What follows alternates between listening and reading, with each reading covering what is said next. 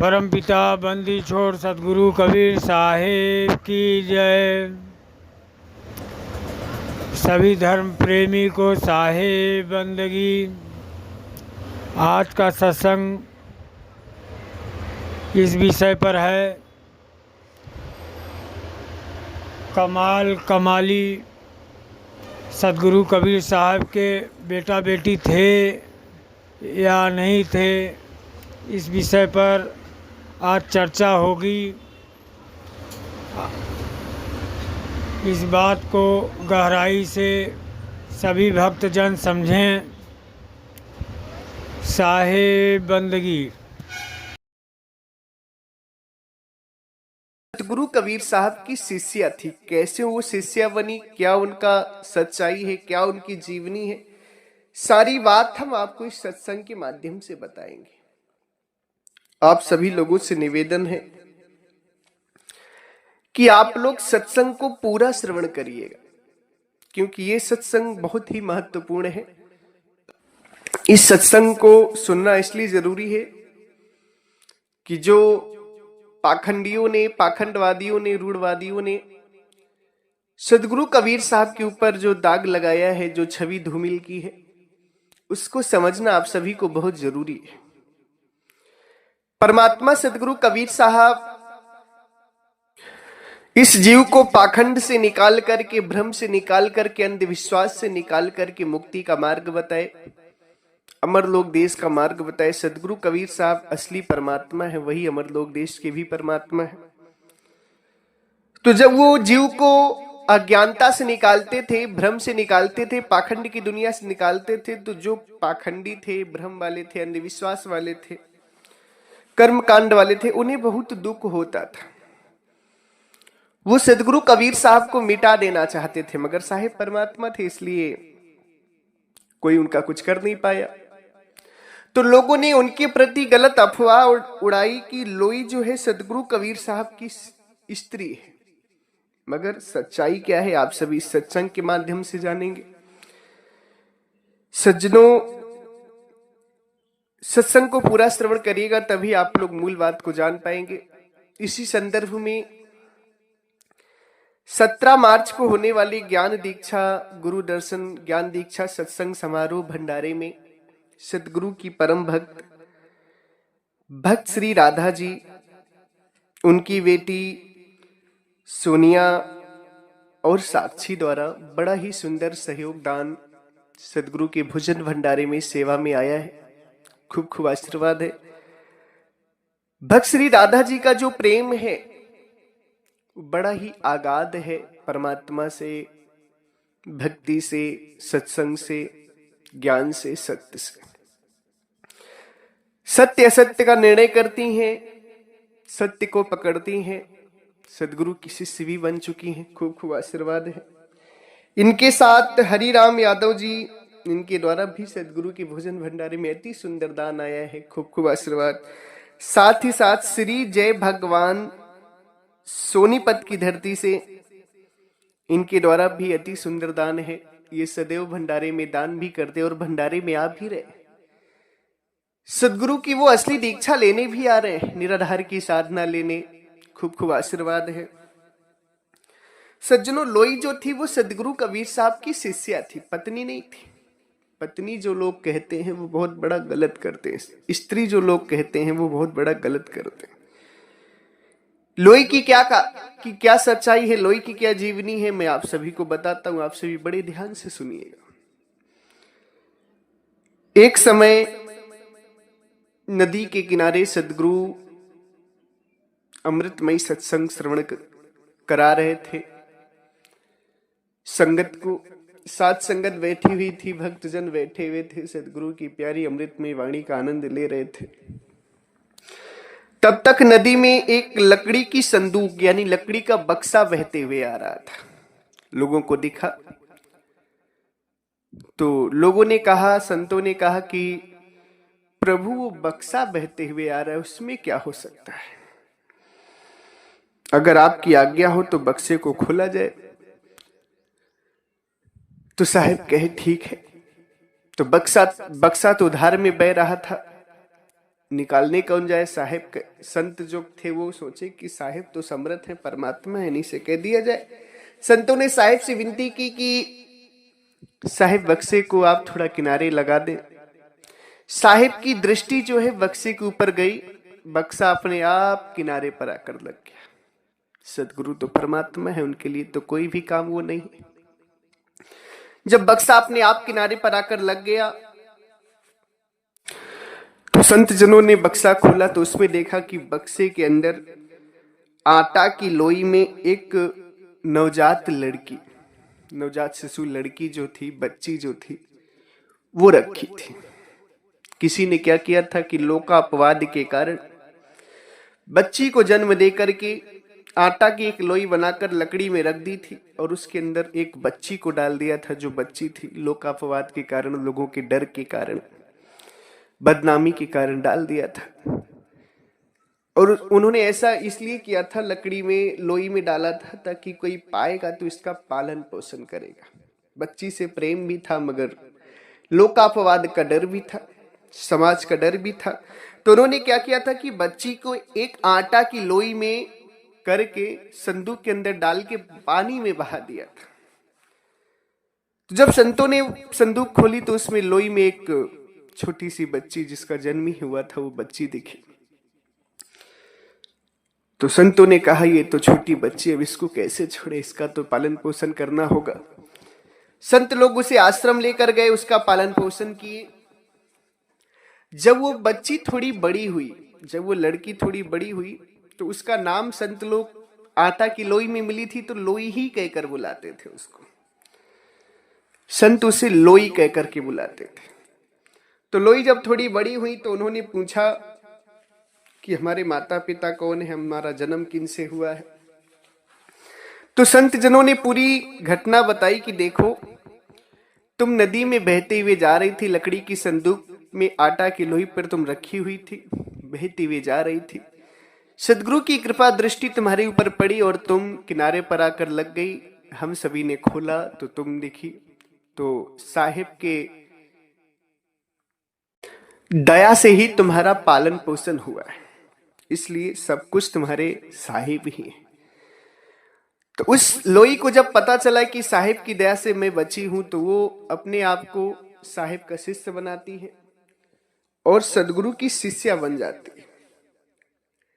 सदगुरु की शिष्या बन जाती है। तो सज्जनों, लोई जो थी वो एक नदी में बहती हुई जो लड़की मिली थी संदूक में, उसका नाम था। और वो सदगुरु की स्त्री नहीं थी, वो सदगुरु की शिष्या थी। क्या थी? शिष्य। संसार के लोग सदगुरु पर दाग लगाने के लिए यह बात कहते हैं कि लोई साहिब की स्त्री थी, जबकि साहिब तो परमात्मा है। साहिब सृष्टि में हर जीव के परमात्मा है। साहिब अमर लोक देश के परमात्मा है। परमात्मा शादी नहीं करते, जीव शादी करता है। जीव को स्त्री की जरूरत है, परमात्मा को नहीं। सज्जनों, इसी बात को लेकर लोगों ने उनके ऊपर अपवाद उठाए कि जब इनको हम कहेंगे कि इनकी ये स्त्री थी तो लोग इनको जीव मानेंगे कि ये तो जीव थे, परमात्मा नहीं थे, जबकि साहिब असली परमात्मा है। साहिब परमात्मा, इस बात को साबित होने के लिए 52 कसनी हुई थी। कितनी? एक दो नहीं, एक आदमी ने 52 कसनी लिया था, जिसका नाम था शेख तकी, बादशाह सिकंदर का गुरु शेख तकी। साहिब परमात्मा है, खुदा है, अल्लाह है, इस बात को साबित करने के लिए, उस बात को मानने में उसने 52 कसनियां ली थी। और उन्हीं 52 कसनी में से कमाल और कमाली जी का भी प्रसंग आता है। कमाली जी का प्रसंग, लोग कहते हैं ना कमाली साहिब की बेटी थी, नहीं, कमाली शेख तकी की बेटी थी। कमाली किसकी बेटी थी? शेख तकी की। शेख तकी जब साहिब की परीक्षाएं ले रहा था तो उसी दरमियान सारी परीक्षा पूरी हो चुकी थी, 51 परीक्षा पूरी हो चुकी थी, 51 कसनी पूरी हो चुकी थी।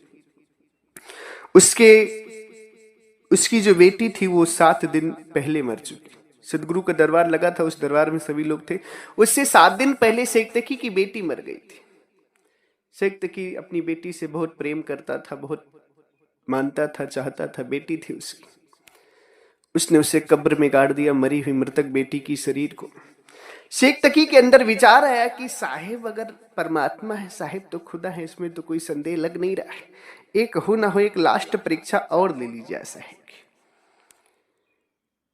शेख तकी भरी समाज में साहिब से कहता है कि अगर आप खुदा हैं तो 7 दिन पहले मेरी बेटी मरी है, कब्र में गड़ी, अगर आप उसे जीवित कर दे तो मैं मान जाऊंगा कि आप असली परमात्मा है, अल्लाह है, खुदा है।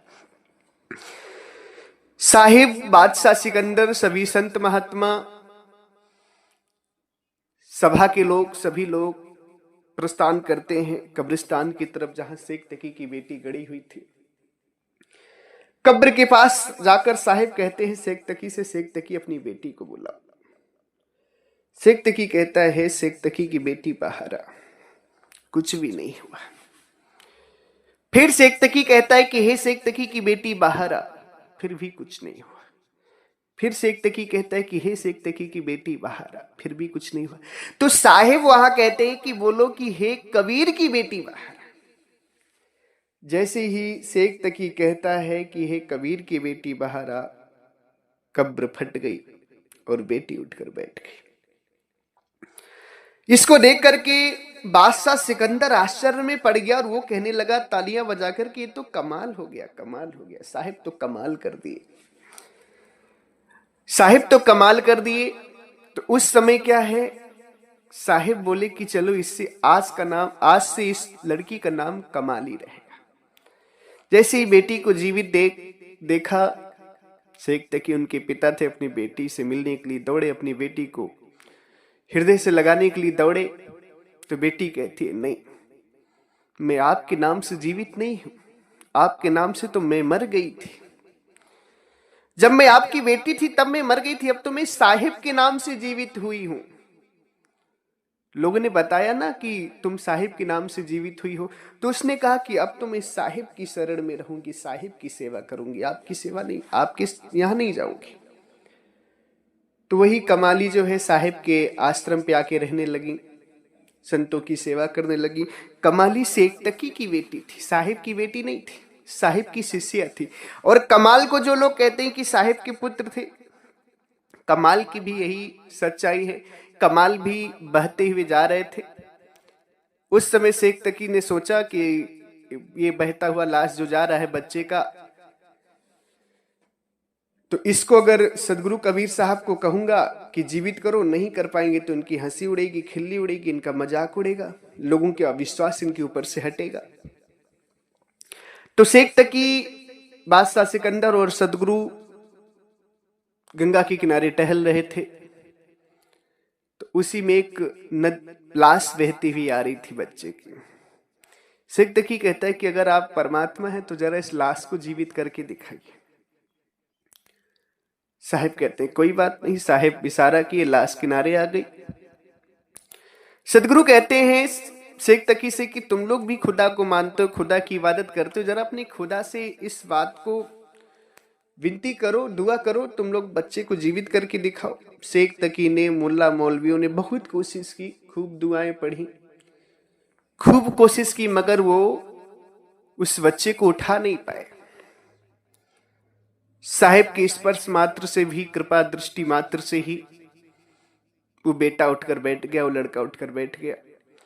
तो वहां भी बादशाह सिकंदर जो है वो कहता है ये तो कमाल हो गया, कमाल हो गया, कमाल हो गया। तो वहीं से उस बच्चे का नाम कमाल पड़ा और वो बच्चा साहिब की शरण में आ गया। सज्जनों, कमाल भी इसी तरह जीवित हुए, कमाली भी इसी तरह जीवित हुई, और लोई की कहानी आप सभी सुनी लिए। ना ही लोई सदगुरु की स्त्री थी, ना ही कमाल कमाली उनके पुत्र या पुत्री थी, बेटे या बेटा थे। सदगुरु परमात्मा है। सदगुरु कबीर साहब के ऊपर दाग लगाने के लिए संसार के लोगों ने एक खेल रचा है। जिसने रचा है वो तो 84 चला ही गया। अब जो इन बातों को मानेगा वो भी 84 जाएगा। सदगुरु कबीर साहब परमात्मा ने परमात्मा मानकर भक्ति करोगे तब तो मुक्त हो जाओगे।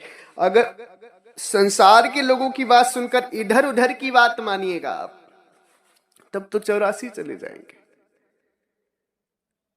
शादी जीव करता है, परमात्मा ने। इस बात को दिमाग में पर बैठा लीजिएगा। शादी कौन करते हैं? राजा महाराजा जीव। सदगुरु क्या है? ना वो राजा थे, ना महाराजा थे, ना वो जीव थे, वो परमात्मा है। वो तीन लोकों के परमात्मा, तीन लोक में जितने भी जीव हैं इनके परमात्मा, और सत्य लोक अमर लोक देश के परमात्मा है सदगुरु कबीर साहब। जो भी संसार के लोग कहते हैं कि साहेब की स्त्री लोई थी, वो गलत कहते हैं। बेटी बेटा कमाल कमाली थे, वो गलत कहते हैं। उनकी बातों को आप सभी ध्यान न दें और इस बात को आप सभी ज्यादा से ज्यादा फैलाएं। सदगुरु की वास्तविकता जो है उसे स्वयं जाने और लोगों को भी जनाएं, जागरूकता लाएं, ताकि लोगों का जो प्रेम है वो साहिब से हो सके, साहिब के विषय में सही जान सके, सत्य जान सके। एक बात सदैव याद रखना कि अगर तुम परमात्मा के ज्ञान का प्रचार करते हो, प्रभु की महिमा का गुणगान करते हो, तो तुमसे महान संसार में कोई हो नहीं सकता।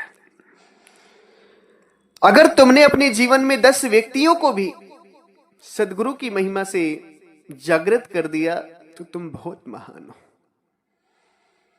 इसलिए इस सत्संग को इतना शेयर करो कि जो विरोधियों ने, पाखंडियों ने जो चाल चली है वो एकदम फेल हो जाए उनकी।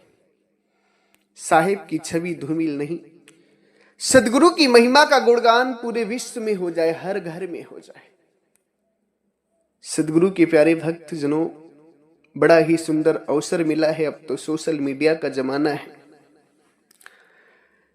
जितना चाहोगे उतना सत्संग को शेयर करोगे और जागृति ला सकते हो। परमात्मा की दया है, अवसर मिला है आप सभी को परमात्मा की महिमा का गुणगान करने के लिए।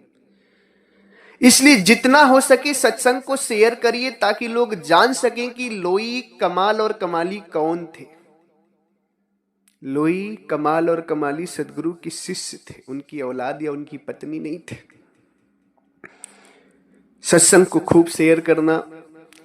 इसी के साथ एक बार प्रेम से बोलिए, सर्वव्यापक सर्व पूजनी परम पिता परमात्मा सदगुरु बंदी छोर कबीर साहिब को साहेब बंदगी साहेब। अपने साहेब के अटरिया चढ़ के मगन भाई हो, मगन भाई हो, मगन भाई। अपने साहेब के अटरिया चढ़ के मगन भाई हो, मगन भाई हो, मगन भाई। सभी धर्म प्रेमी को साहेब बंदगी।